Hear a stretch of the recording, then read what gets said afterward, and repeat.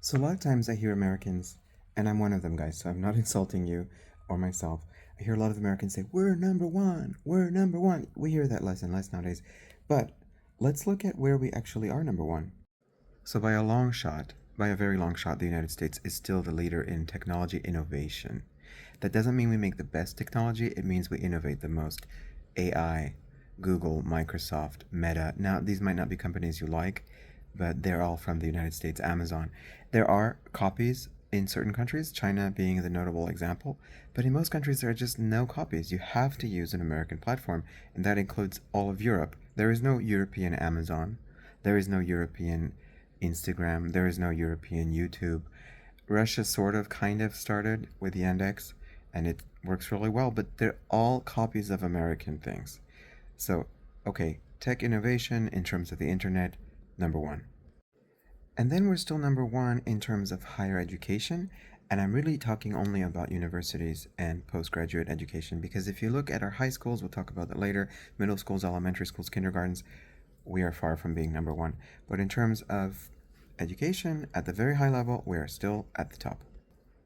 Then, and you may or may not think this is a good thing, the military is by far the largest in the world, not only in terms of manpower, it's actually not the largest in the world, but in terms of spending, in terms of technology, it's 10 to 15 years ahead of any of its competitors.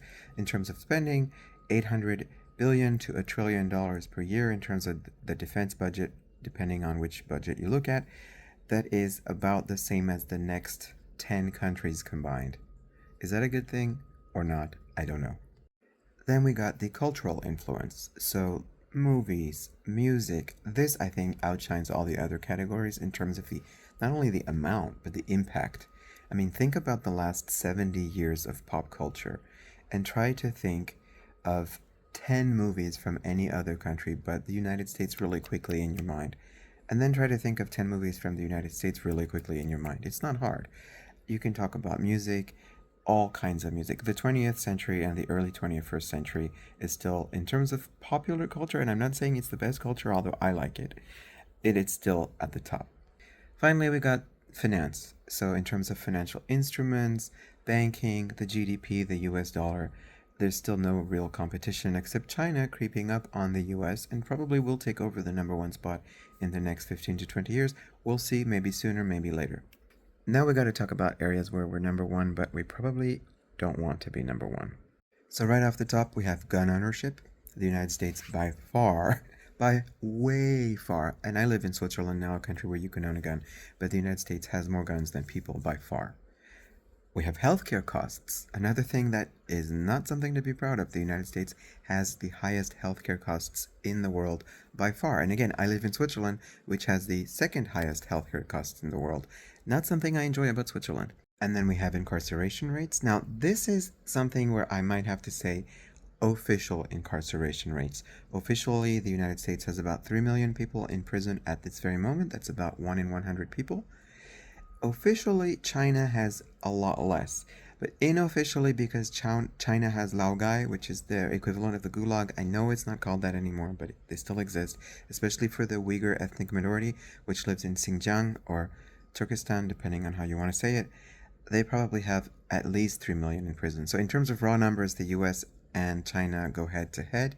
In terms of the percent of population, again, people say the US at 1% is the highest, but then you could say the entirety of North Korea is basically prisoners.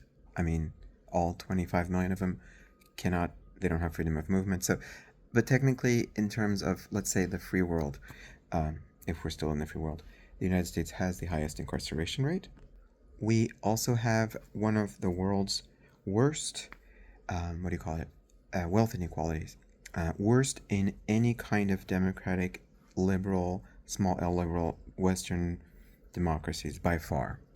And by far and away, we have the most student debt. So we're number one in terms of student debt. And then there's everything where we used to be number one, but now we're not. And right on top of that list, and going straight down since about 2004, democracy. We were never number one in terms of democracy, not at least since the post World War II era, but we were for a short time right after World War II.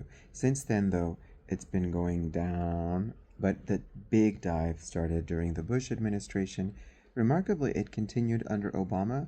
It ticked up a tiny bit, but it went straight down during the first Trump administration, and there aren't really any numbers under the second Trump administration yet.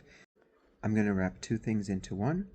Healthcare outcomes and public education outcomes have not been number one for a long time. Public education, that's been really a long time, but healthcare outcomes have actually gone down in the US for the last 25 years. Not saying they don't have great healthcare if you can afford it. Now, the last two are also related, and that is social mobility and infrastructure.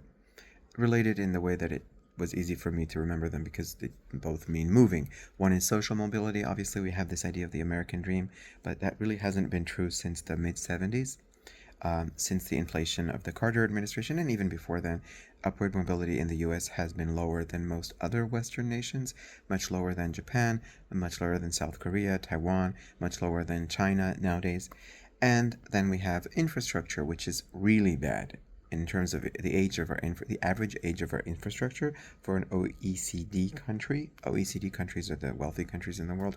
We are really at the bottom of the OECD list in terms of infrastructure. So that's where the US is number one and probably shouldn't be, and used to be number one but isn't.